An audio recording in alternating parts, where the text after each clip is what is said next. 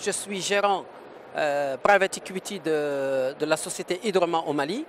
C'est une société canadienne qui gère le plus grand gisement d'hydrogène naturel au monde.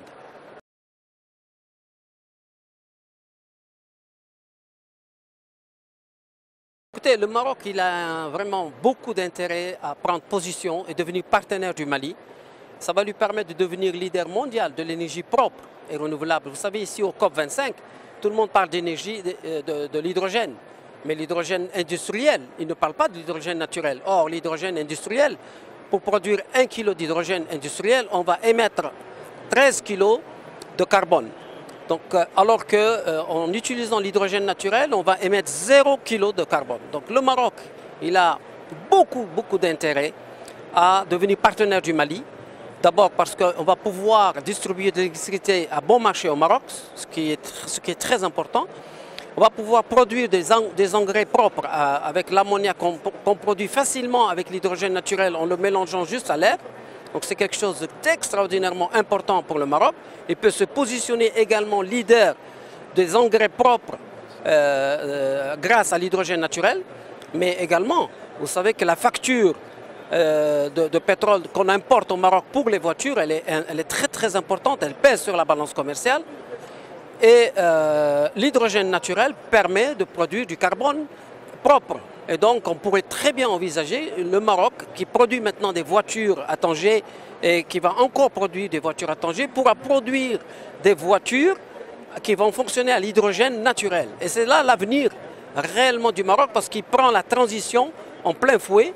Et c'est le moment de ne pas rater ça. C'est une occasion très importante pour le Maroc. Je suis venu au COP25 pour essayer justement de venir dans le stand des Marocains et comme là, et de mobiliser les Marocains pour qu'ils puissent venir visiter par eux-mêmes.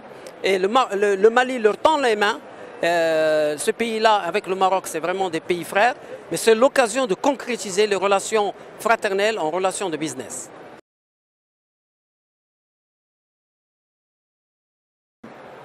Alors, j'ai un message, oui, pour le Maroc, que ce soit le secteur privé ou que ce soit le secteur public. Je les invite à venir sur place, d'abord. Parce que tant qu'ils n'auront pas vu cet hydrogène naturel sortir de la terre et se convertir en électricité, et c'est une électricité qui coûte 5 fois moins cher, et c'est propre, les Marocains doivent le voir tout ça. Et ensuite, on a des puissances financières, on a des puissances économiques au Maroc qui cherchent à se déployer sur l'Afrique. Et là, c'est l'occasion pour eux.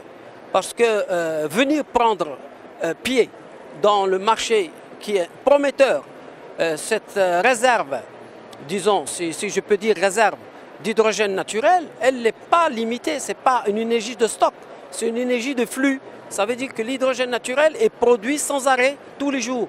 Donc, à partir du Mali, on peut non seulement ravitailler toute l'Afrique, le Maroc y compris, mais on peut ravitailler le monde entier en énergie propre et renouvelable. Donc, j'invite le gouvernement marocain à vraiment considérer cette visite au Mali, tout simplement. On peut également inviter les universités marocaines parce qu'elles peuvent faire de la recherche et développement sur un gisement miraculeux. Donc, il y a vraiment un partenariat à la fois universitaire, financier et aussi stratégique parce que vous savez très bien que si on se positionne au Mali, on a contourné ce que vous savez et c'est très important pour le Maroc.